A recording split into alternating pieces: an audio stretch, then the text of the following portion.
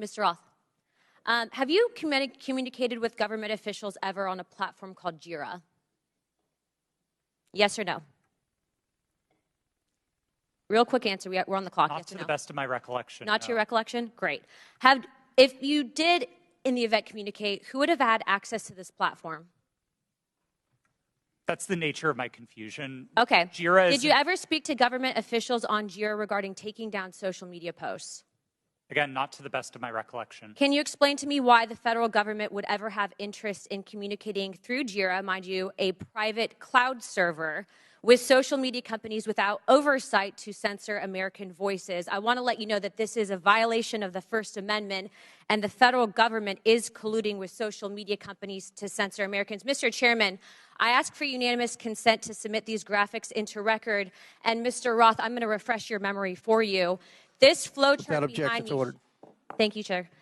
This flowchart shows the following federal agencies, social media companies, Twitter, leftist nonprofits, and organizations communicating regarding their version of misinformation using Jira, a private cloud server. On this chart, I want to annotate that the Department of Homeland Security, which has the following branches: Cybersecurity and Infrastructure Security Agency, also known as CISA, Countering Foreign Intelligence Task Force, now known as the Misinfo, Disinfo, and Malinformation, MDM. This was, again, used against the American people. The Election Partnership Institute, or Election Integrity Partnership, EIP, which includes the following: Stanford Internet Observatory, University of Washington Center for Informed Public, Graphica, and Atlantic Council's Digital Forensic Research Lab, and potentially, according to what we found on the final report by EIP, the DNC. The Center for Internet Security, CIS, a nonprofit funded by DHS, the National Association of Secretaries of State, also known as NASS, and the National Association of State Election Directors, NASED, and in this case, because there are other social media companies involved, Twitter. What do all of these groups, though, have in common? And I'm going to, again, refresh your memory.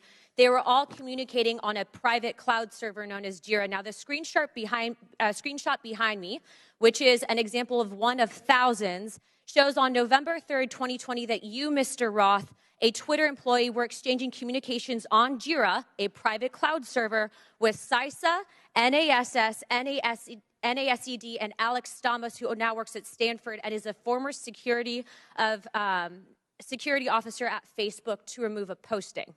Do you now remember communicating on a private cloud server to remove a posting? Yes or no? I wouldn't agree with the characterization. I don't care if you agree. This is your stuff. Yes or no, did you communicate with a private entity, the government agency, on a private cloud server? Yes or no? The question was if I Yes or no? Yeah, I'm on time. Yes or no?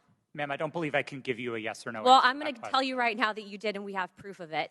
This, ladies and gentlemen, is joint action between the federal government and a private company to censor and violate the First Amendment. This is also known, and I'm so glad that there's many attorneys on this panel, joint state actors. It's highly illegal. You are all engaged in this action, and I want you to know that you will be all held accountable. Ms. Gaddy, are you still on CISA's Cybersecurity Advisory Council? Yes or no? Yes, I am. Okay. For those who have said that this is a pointless hearing, and I just want to let you guys all know, we found that Twitter was indeed communicating with the federal government to censor Americans. I'd like to remind you that this was all in place before January 6th. So to say that these mechanisms weren't in place and to make it about January 6th, I want to let you know that you guys were actually in control of all of the content, and clearly we have proof of that.